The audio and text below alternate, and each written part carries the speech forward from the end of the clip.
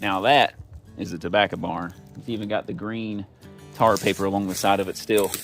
But unfortunately, this guy was hit by a fallen tree during Hurricane Helene, and it's leaning towards me right now.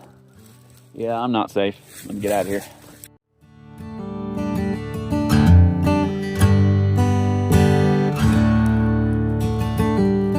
Let me show you where they actually hung the tobacco, on those tobacco sticks.